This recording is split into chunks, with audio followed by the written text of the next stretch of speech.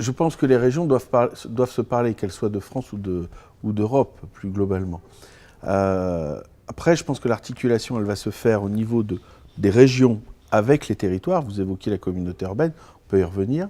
Mais l'articulation va se faire, bien évidemment, aussi de la région vers l'Europe. L'État, dans ce domaine, va donner des orientations, transformer le droit européen, enfin, interpréter le droit européen sur son territoire national, fixer des objectifs qui vont être des objectifs nationaux. Mais la mise en œuvre, elle va se faire dans ce lien-là, c'est-à-dire région, enfin, Europe, région qui mobilise d'ailleurs une grosse partie des fonds européens, qui les gère avec les territoires. Les agences d'urbanisme ont un rôle primordial. Mais je dirais que même sur les territoires où il n'y a pas d'agence d'urbanisme, c'est bien les territoires qui vont être...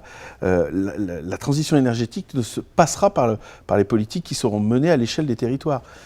Aujourd'hui, quand on fait un schéma régional d'aménagement durable, etc., le fameux SRADET, il y a des déclinaisons locales avec les SCOT, sur lesquelles les agences d'urbanisme forcément, bien évidemment, interviennent. Quand vous ne pouvez pas imaginer la transition énergétique sur un territoire sans parler de plans de déplacement urbain, sans parler de PLUI, etc., etc. Donc tout ça se passe, et plan climat, air, énergie territoriaux. Donc tout ça se passe à ces échelles de territoire, en lien avec les régions, et bien évidemment avec l'Europe. Ensuite, à l'intérieur de cela, je pense qu'on a intérêt, nous, régions d'Europe et grandes régions d'Europe, à parler avec les autres territoires. C'est ce qu'on a initié dans le cadre de la troisième révolution industrielle, où on travaille avec M. Šefčovič pour justement essayer de fédérer un petit peu les choses au niveau de l'Europe et que certains territoires se parlent déjà. Alors quand je dis territoire, d'échelle régionale. C'est le cas, bien sûr, avec sa propre région, Bratislava, c'est vrai avec le Luxembourg, c'est vrai avec Rotterdam-La Haye, c'est vrai avec les Hauts-de-France et d'autres régions d'ailleurs de France. L'idée, c'est qu'on puisse échanger, travailler ensemble de manière à comment dire, tenir compte, enfin, pouvoir s'imprégner du travail mené, des expériences des autres territoires pour arriver, je dirais, demain à avoir une position commune, une position européenne.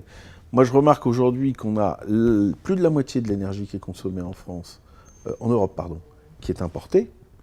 Qu'ensuite, quand on regarde les choses dans le détail, on a des consommations, des prix de l'énergie qui sont sans commune mesure avec ce qui se passe par exemple sur l'énergie fossile comme les États-Unis, ou sur l'électricité, je crois qu'il y a un différentiel de 30%, on est à 100% sur le gaz. Donc là, il y a vraiment un travail à mener.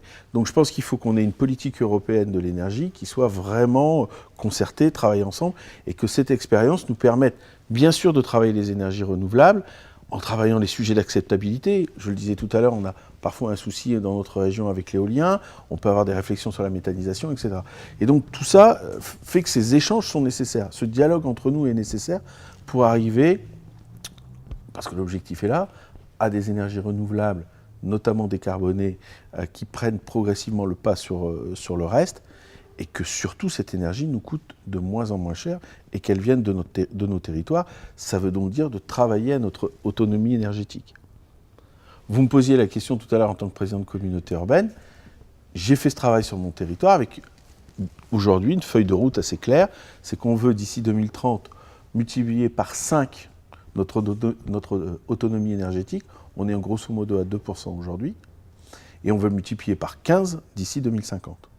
Donc ça, c'est vraiment un objectif clair, affiché. Et donc, on va devoir travailler avec l'ensemble des acteurs du territoire. Ce n'est pas une simple décision qu'on prend. On a besoin de travailler avec, bien évidemment, les bailleurs sociaux. On a besoin de travailler avec tous ceux qui font de la construction. On a besoin de travailler avec le monde de l'entreprise, de trouver des solutions pour récupérer les productions d'énergie fatales ou autres, etc. Enfin, je ne vais pas rentrer dans ce détail. Les gens qui sont là connaissent ça aussi bien que moi. Mais on se fixe des objectifs avec une feuille de route précise.